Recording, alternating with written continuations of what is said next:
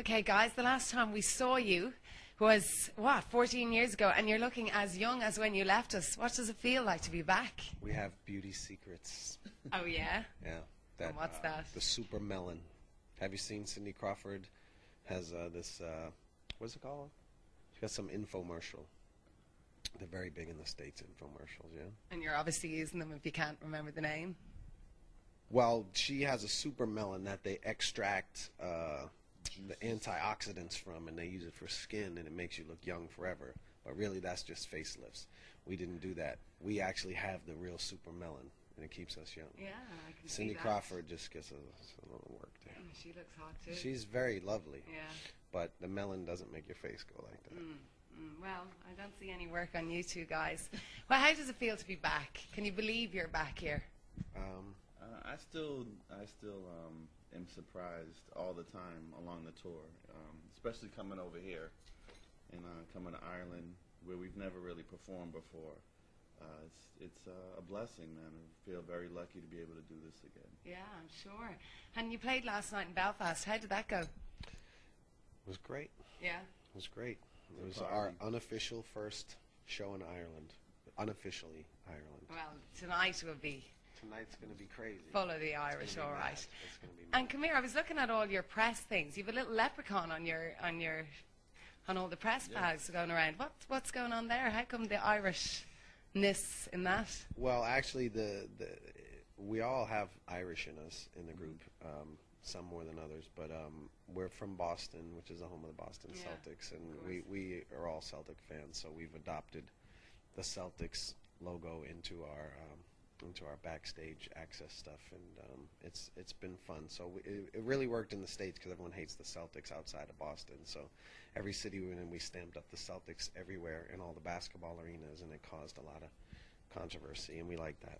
Yeah, well, we like that too. Here in Ireland, so the little leprechaun is cool for us. Well, from Boston, being from Boston, Boston has a huge Irish population. Yeah, I've got cousins over there. Yeah, and in fact, when the economy was really bad in Dublin, in the late '80s and mid to late '80s and stuff, a lot of Irish came to the States, looking for work and stuff. In Boston is where they all came. There were so many Irish immigrants in the city, just flooding into the city at that time. Of course, obviously, Dublin became like the Mecca of Europe. Well, I don't know.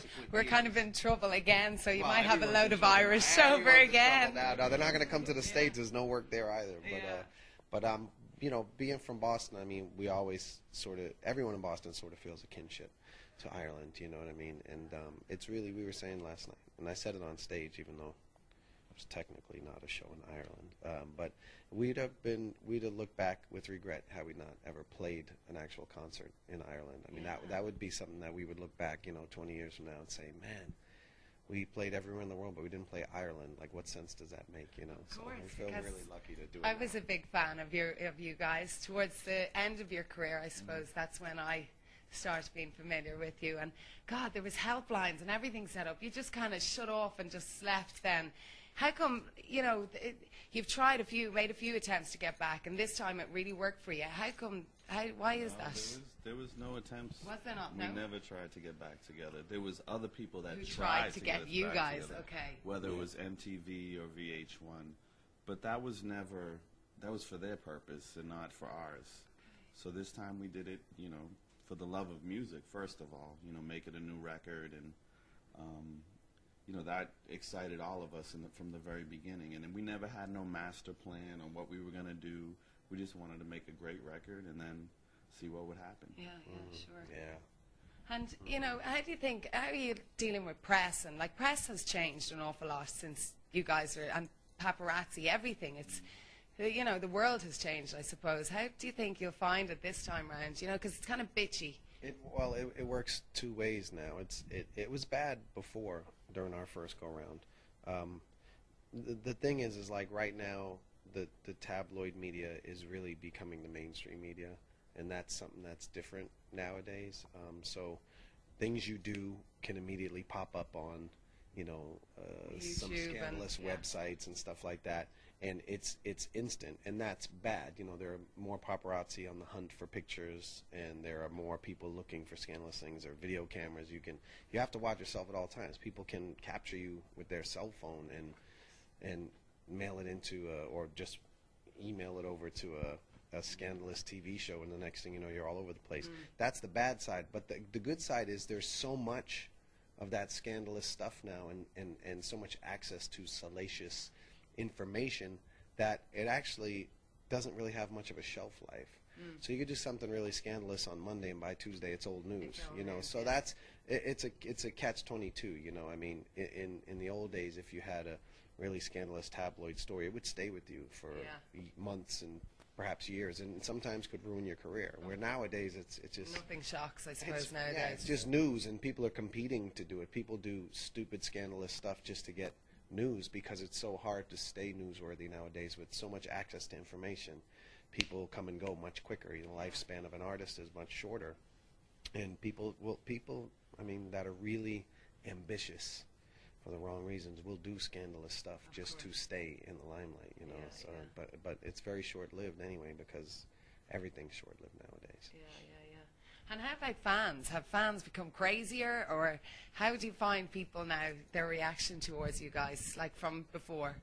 Well, the energy is pretty much the same. You know, they're very excited and they're loud, but you know, they've grown up just like us, and now they can get, instead of being outside of the hotel, they can get rooms in the hotel. So some of them are on their own little tours, following us around, and you know, we got a lot of very independent, successful women that are coming to our shows. It's really nice to see. And any craziness? No. It's different, you know. The whole thing is very. We're probably one of the most fortunate groups ever in terms of our fans. And what I mean is, it's not that we have so many fans and that we've been successful. Any artist who's successful is fortunate. They could act like they're the most important person in the world and that they're the most talented person in the world. But it's a lot of luck involved, and anyone who's successful has a lot of luck on their side. But the shows from before were totally hysterical when we were younger, and they sound the same now. It's not really any different. We step into an arena, it's loud, like ear-piercing screams from start to finish of the show. Nobody sits down, as was the case before. Fans never sat down at our shows. I haven't seen people sitting down at any of our shows on this whole tour. The only difference now is that people are a little older, but they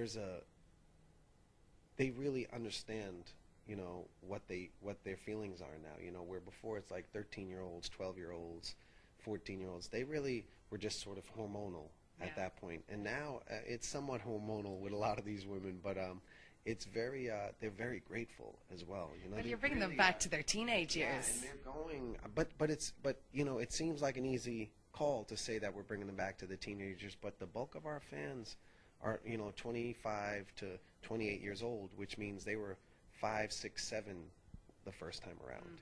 You know what I mean? And they come to the shows in huge numbers, the 25, 26, 27-year-olds, and they say, well, you were my first concert, or I was a huge fan, but I was too young to go, so now I get to go now. And that's something we could never expect or account for. You figure 30 to 40-year-old women who were 13, 14, they'd say, yeah, we could be teenagers again. But 5-year-olds don't crave to be 5 again. You know what I mean? They don't long for those days. You long to do high school over, you know what I mean, and catch that right guy or girl or whatever, and be a little more confident than you were in those awkward years. But you don't crave to be a 5-year-old again, you know, and that's what's really amazing is those groups of fans are really the biggest portion of our audience, and the fact that they're there, we could never account for that. And the gratitude in the room is what is really the magical thing about it. You know, it's we've never really performed in front of audiences except in our early stages when we were unknown and getting rocks thrown at us. You know, we've always performed in front of screeching, hysterical fans, and to be able to do it again and not have to like go back to square one,